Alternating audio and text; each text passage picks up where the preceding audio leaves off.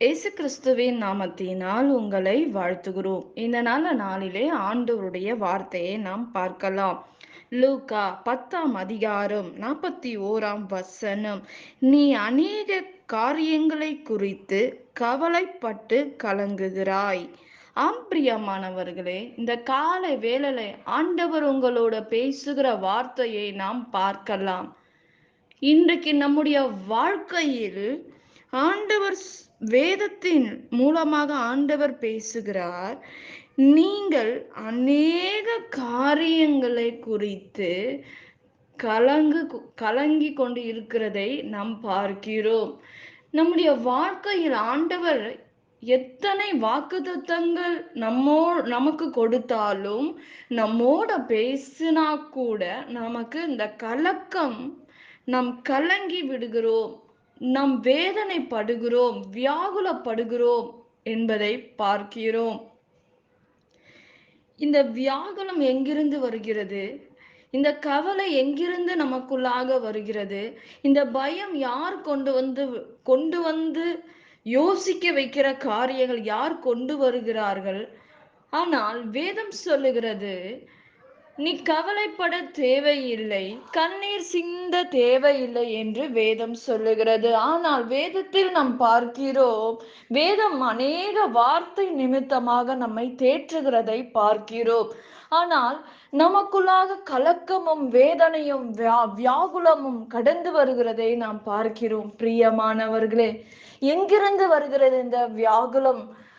நாம் சோர்ந்து விடுகிறோம், சோர்வுக்கு தள்ளப்படுகிறோம், பயம் நமக்குள்ளாக வருகிறது, விசுவாசம் நம்மை விட்டு விலகுகிறது.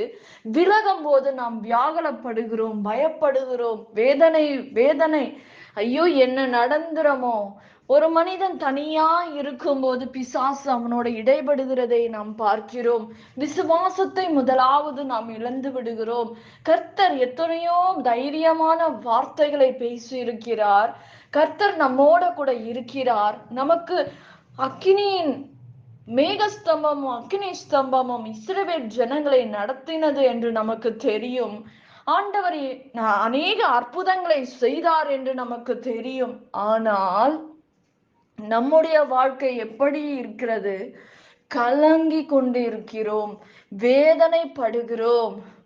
ஒரு மனிதனுக்கு ஒரு சரீரத்தில் ஏதோ ஒரு பிரச்சனை நமக்கு தெரியும் போது, ஐயோ, இது என்ன பிரச்சனையோ, நமக்கு ஏதோ இருக்கோ, நாம மறைச்சு விடுவோமோ அப்படின்னு அநேக யோசனைகள், பயங்கள் நம்மை மூடுகிறதை, நம்மை சுற்றி அது வளைத்து கொண்டு நம்மை தள்ளி விடுகிறதை நாம் பார்க்கிறோம். பிரியமானவர்களே, ஆண்டவர் சொல்றாரு, நான் உன்னை பாதுகாப்பேன், உனக்கு நீடித்த நாட்களை நான் தருவேன், வாதை உன் கூடாரத்தை அணுகாது, பொல்லாப்பு உன்னை நேரிடாது என்று வேதத்தில் அநேக வார்த்தை நிமித்தமாக ஆண்டவர் பேசிக்கொண்டு இருக்கிறார். ஆனால் ஆண்டவருடைய வார்த்தையின் மேல் நமக்கு நம்பிக்கை வராதபடி பிசாசு இடைப்பட்டு, உனக்கு இந்த பிரச்சனை இருக்கு, அந்த பிரச்சனை இருக்கு, நீ எழும்ப முடியாது என்று சொல்லுகிறதை நம் உள்ளத்தில் ஒரு ஓரமாக ஒரு மனசு பேசும். ஐயோ, உன் வாழ்க்கை முடிஞ்சிருச்சு, அவ்வளவுதான் உன் வாழ்க்கை, இனி நீ மேல வர முடியாது, இந்த பிரச்சனையில நீ மறைச்சிருவ, இனி உனக்கு யாரும் உதவி செய்ய முடியாது, ஆண்டவரா உனக்கு உதவி செய்ய போகிறார், ஆண்டவரா உன்னோட கண்ணீரை துடைப்பாரு, இவ்வளவு நாள் துடைக்கலையே, இனி ஆண்டவர் வருவாரா என்று ஒரு மனசு பேசிக்கொண்டே இருக்கிறதை நாம் பார்க்கிறோம். அது நீங்கள் என்ன செய்ய வேண்டும்? சத்ருவே, நான் விழுந்தாலும் நான் எழும்புவேன், கர்த்தர் என்னோட கூட இருக்கிறார், அவர் என்னை தப்புவிக்க வல்லவர் என்று நீங்கள் சொல்லும்போது அவன் உங்களை விட்டு ஓடி போவான் என்று வேதத்தில் நாம் பார்க்கிறோம். நீங்கள் சத்ருக்கு எதிர்த்து நிற்கும் போதுதான் அவன் உங்களை விட்டு ஓடி போவான். முதலாவது சத்ரு விதைக்கிற விதை என்றால் என்னவென்றால் பயம். அந்த பயம் நமக்குள்ளாக கொஞ்சம் கொஞ்சமாக நம்ம சரீரத்துக்குள்ளாக நம் சிந்தனைக்குள்ளாக வரும்போது நமக்குள்ளாக இருக்கிற விசுவாசமும் நம்பிக்கையும் நம்மை விட்டு விலகிவிடும்.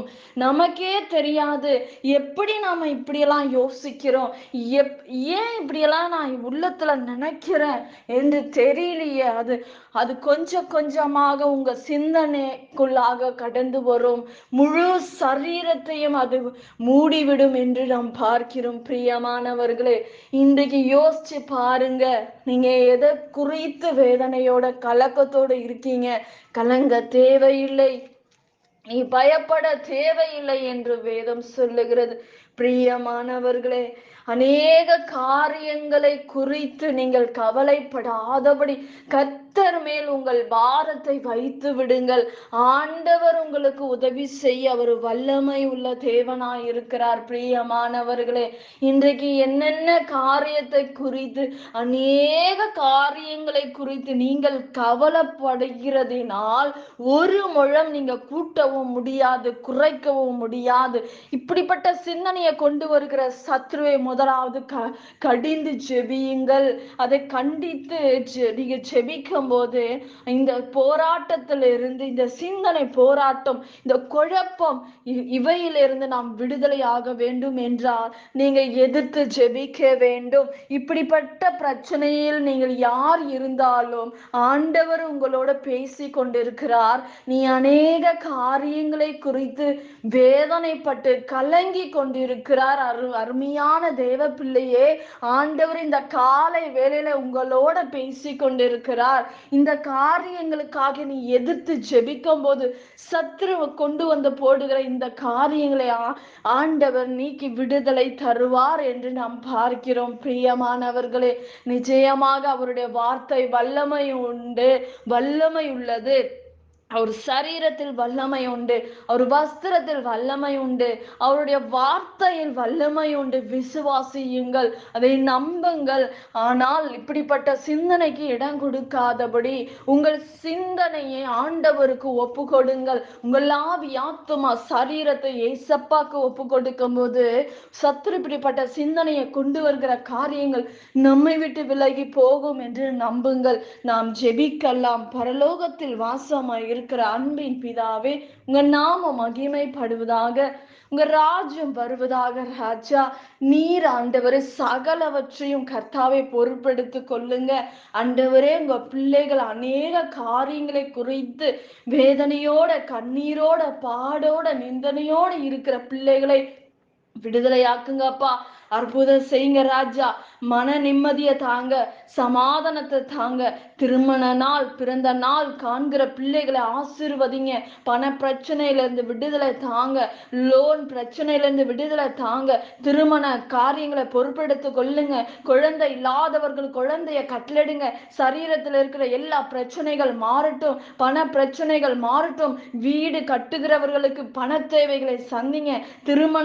திருமணத்துக்காக இருக்கிற பிள்ளைகளுக்கு ஏற்ற துணியை ஏற்படுத்துங்க அப்பா. அற்புதங்களை செய்யுங்க அப்பா. உங்களுடைய வருகையில எங்களை ஆயத்தப்படுத்துங்க அப்பா. நீங்க வருகிற தேவன் சமீபமா இருக்குது அப்பா. எங்களை ஆயத்தப்படுத்துங்க ராஜா. கர்த்தாவை எல்லாவற்றும் உங்க கரத்துல ஒப்பு கொடுக்கிறோம். உங்க நாமம் மகிமைப்படுவதாக. இயேசுவின் நாமத்தில் வேண்டுகிறோம் எங்கள் ஜீவனுள்ள நல்ல தகப்பனே. ஆமே. கர்த்தர் தாமே உங்களை ஆசீர்வதிப்பாராக. ஆமே.